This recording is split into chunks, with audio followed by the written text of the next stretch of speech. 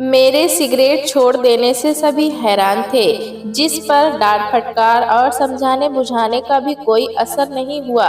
वो अचानक कैसे सुधर गया?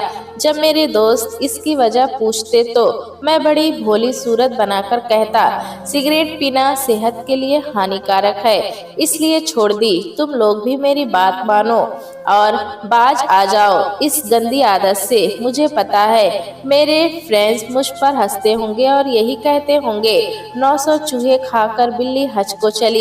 बड़ा आया हमें उपदेश देने वाला।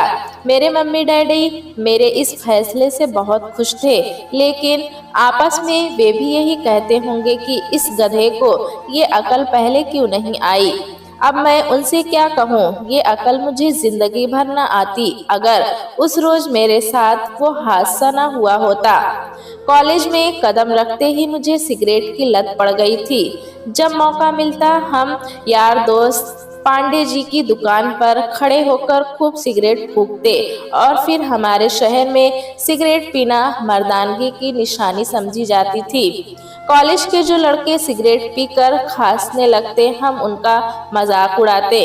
हाँ, लेकिन घर लौटने से पहले मैं पिपरमिंट की गोलियां चूस लेता ताकि किसी को तंबाकू की बू न आए।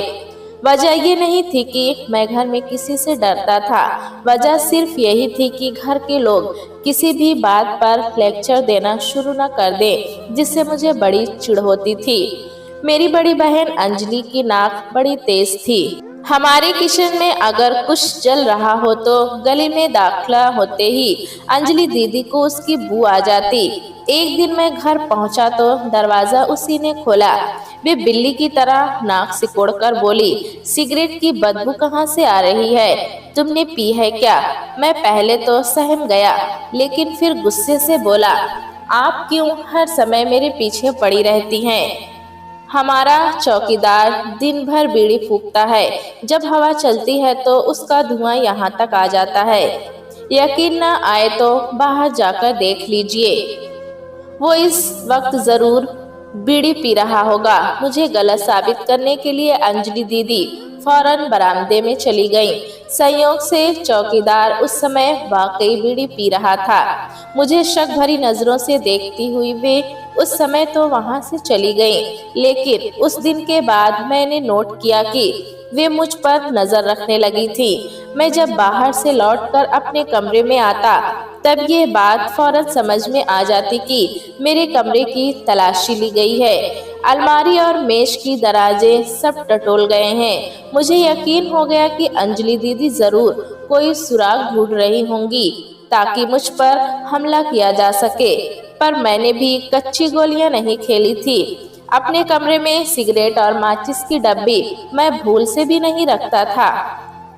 एक दिन मुझसे गलती हो गई। मैं मोहल्ले के लड़कों के साथ नुक्कड़ पर खड़े होकर गपशप कर रहा था। एक दोस्त ने सिगरेट सुलगाई तो मैंने उसके हाथ से लेकर एक कश लगा लिया। उसी समय अंजलि दीदी सब्जी लेकर घर लौट रही थी। उनकी नजर मुझ पर पड़ी और मैं रंगों हाथ पकड़ा गया। वे तीर की तरह घर की तरफ भागी और मैंने घबराहट में सिगरेट का एक और ऐसा दमदार कश लगाया कि मुझे चक्कर आने लगा। दोस्तों के सामने मैंने शेखी बघारी कि मैं किसी से नहीं डरता। सिगरेट पीता हूँ तो क्या हुआ? कोई चोरी तो नहीं की, डाका तो कहीं नहीं डाला। मेरे दोस्तों ने मेरी पीठ ठोककर मुझे शाबाशी दी। मेरी हिम्मत वाकई काबिले तारीफ थी। मैंने खुश होकर सबको एक इम्पोर्टेड सिगरेट पिला दी।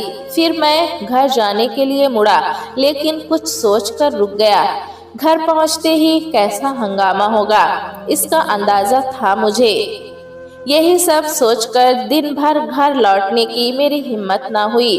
पूरा दिन अपनी साइकिल पर सवार शहर के चक्कर काटता रहा।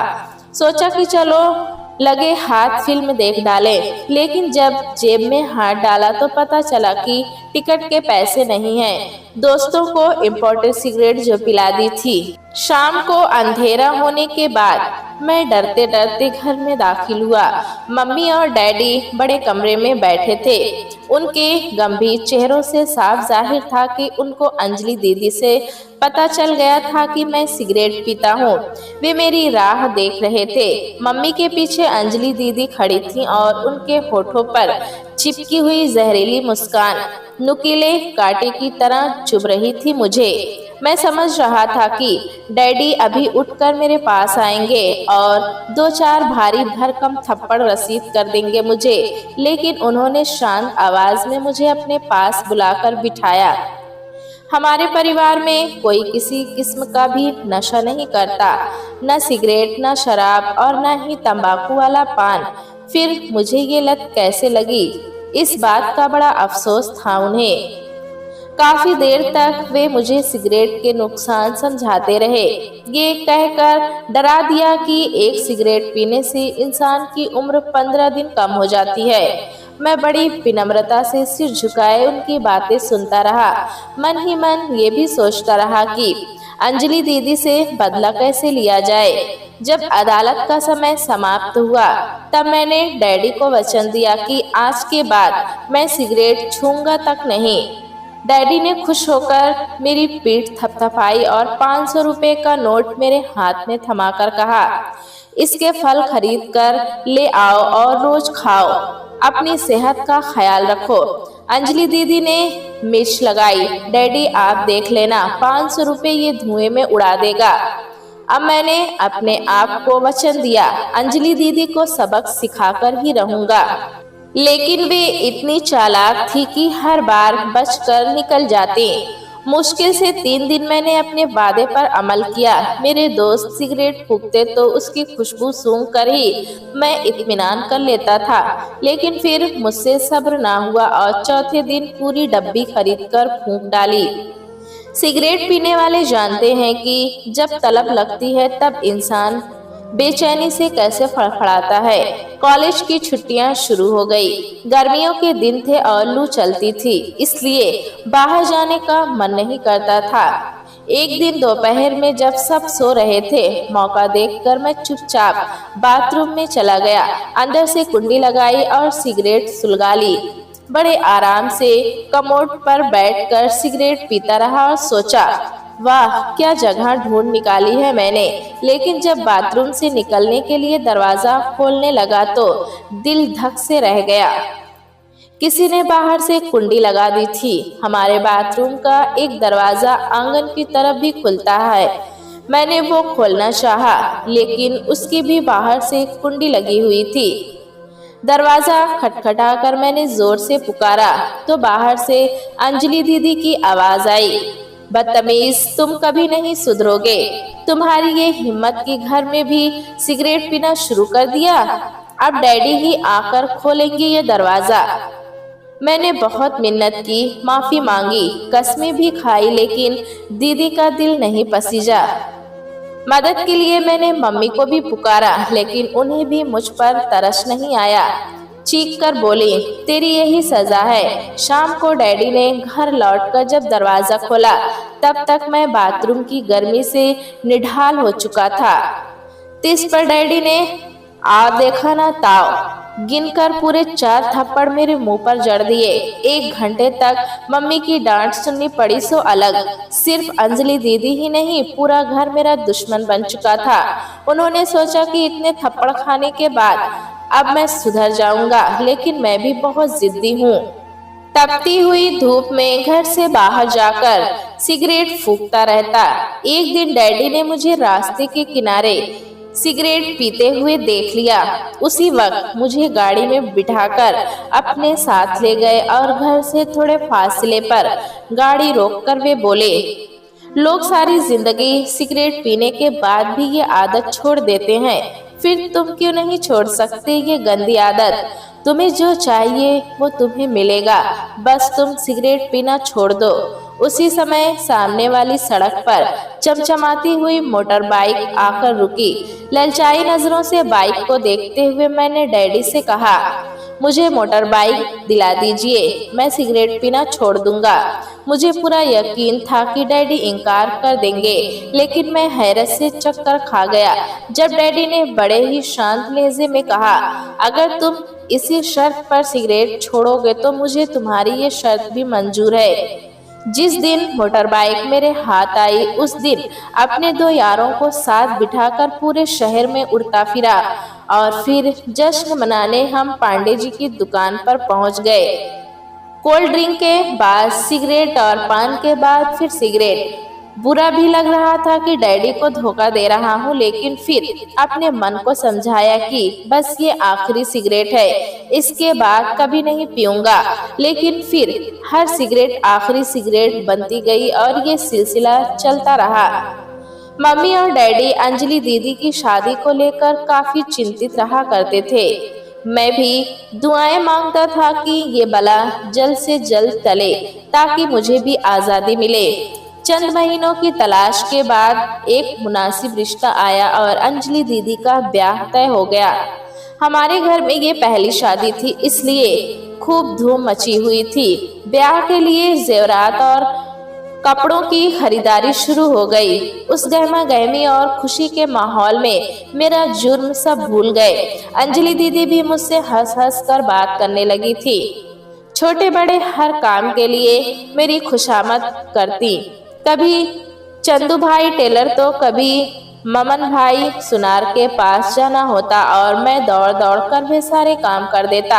अब वे अपने आप में इतनी मगन रहती कि मैं अपने कमरे में बैठकर सिगरेट फूंकता, तब भी उन्हें पता न चलता। घर के आंगन में बारातियों के लिए शामियाना लगाया गया। रौनक बढ़ाने के लिए रंग बिरंगे फूल और नीले पीले बल्ब भी लगाए गए। जैसे जैसे शादी का दिन नजदीक आने लगा, रिश्तेदारों और मेहमानों की चहल पहल बढ़ने लगी। कोई सहारनपुर से तो कोई भोपाल से। अंजलि दीदी की सहेलियों ने तो घर पर धावा ही बोल दिया था। स्कूल से लेकर कॉलेज तक की सारी सहेलियां मौजूद थी। दिन भर उनके हंसने और खिलखिलाने की आवाजें घर में गूंजती रहती। मैं शादी की भाग दौड़ में मसरूफ रहता, लेकिन इस बीच जब कोई सुंदर चेहरा नजर आता तब थोड़ी सी थकान दूर हो जाती। जिस कमरे में अंजलि दीदी हल्दी की रस्म के बाद बैठी थी, वहां से नाच गाने और ढोलक की आवाजें आती और मैं छिपकर झरोके से उन्हें निहारता रहता। लड़कियां झूम झूम कर नाचती और मधुर गीत गाती। उन सब में एक लड़की बहुत ही सुंदर थी। पता चला कि उसका नाम बांसुरी है। वो भोपाल से आई है और डैडी के एक दोस्त की बेटी है। उसका कद लंबा था, रंग सांवला, लंबी लंबी पलकें, बहुत ही आकर्षक चेहरा, छुई मुई जैसी इतनी प्यारी कि छू लेने को दिल चाहे। रोज की तरह उस दिन भी जोर जोर से नए फिल्मी गाने बज रहे थे और आंगन में बच्चे नाच रहे थे।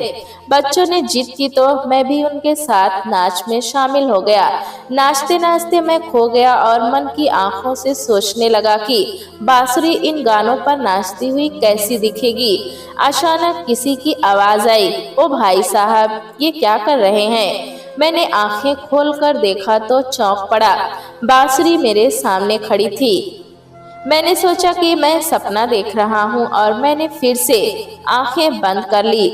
इस बार उसने मेरे कंधे पर हल्की सी चपत लगाई और बोली, नींद में हो क्या? मैं तुमसे कह रही हूँ। मैंने बहुत नरमी से पूछा, कुछ काम है क्या मुझसे? वो तुनक कर बोली, ये कैसे गाने लगा रखे हैं जिनकी एक लाइन भी समझ में नहीं आती।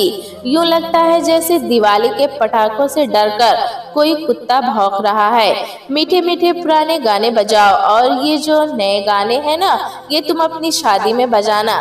वो पलट कर जाने लगी तो मैंने उसका हाथ पकड़ लिया और बोला, एक शर्त पर, जिस दिन मेरा ब्याह तुम्हारे साथ होगा उस दिन तुम्हारी पसंद के गाने बजेंगे। बल्कि तुम कहो तो मैं तुम्हें पुराने गाने गाकर भी सुनाऊंगा।